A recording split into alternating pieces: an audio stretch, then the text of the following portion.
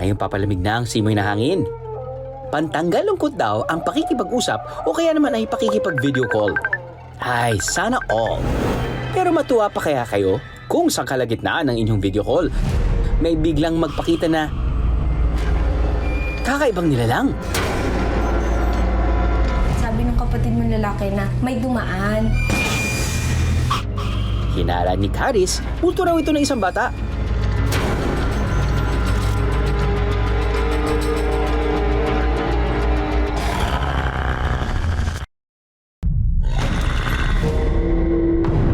Sabi niya po, ate, dun sa bintana niyo, may bakat ng kamay ng bata. Eh wala nga po ko nung kasamang bata dahil ako nga lang po mag-isa.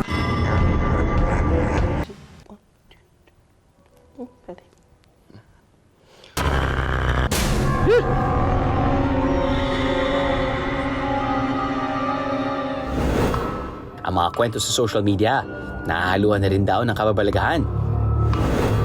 Gaya na lang ng videong ito. Teka, nakita niyo ba yon? Kuya Editor, please rewind. Multo sa video call? For real?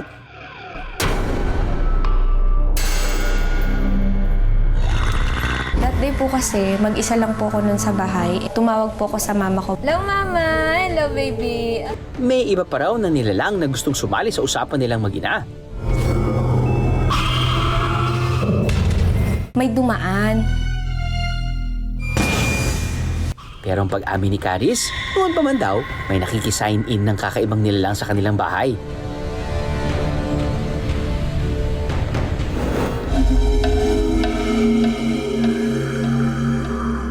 May isa pong kabarkada na masipag maglinis.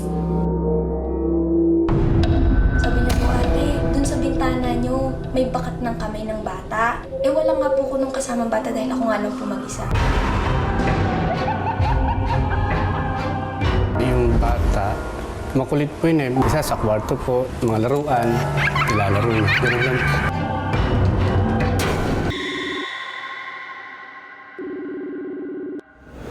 Isang shocking video rin daw nakunan sa gitna ng masaya sanang hapunan.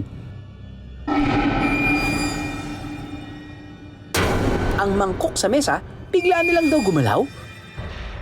Yung time na yun, dinner time po yun. Nag-aanda lang siya para, siya kasi kakain na yung time na yun eh. Kumuha siya ng yung toyong asaw-sawan. Then, sakto, pagkalapag niya dun sa may lamesa, after a while, parang napansin niyang gumalaw.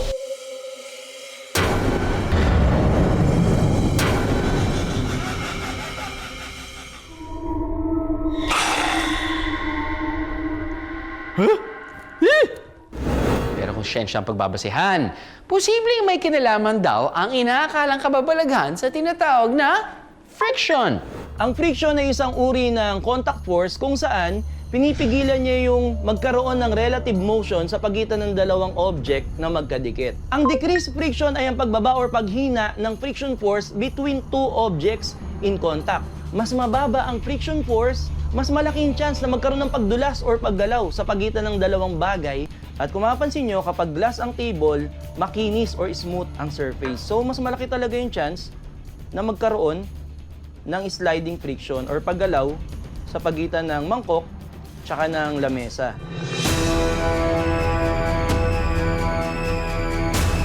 Talagang sure ako tuyo yung mesa. Kasi laging maintain po yung cleanliness ng mesa since pinapatungan ng laptop.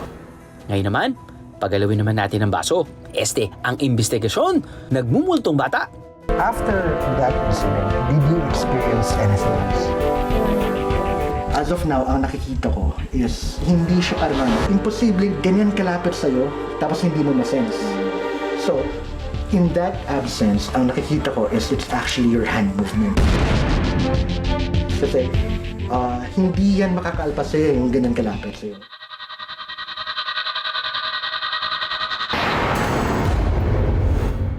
Minabuti rin namin ipasuri sa isang video expert ang misteryosong video call.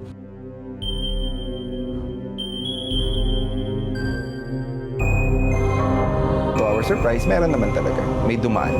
Hindi lang natin masabi kung ito ba isang object, pwedeng libro, pwedeng upuan, or pwedeng batang maliit. Siguro malaking consideration din is yung camera na ginamit natin. It does affect yung image quality. It does affect also yung nakikita natin dun sa image natin.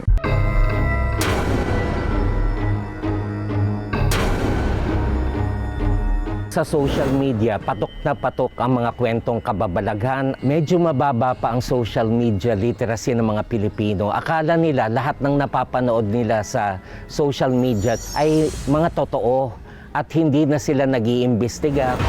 Sa panahong one click away na lang ang lahat, mas maging mapanuri.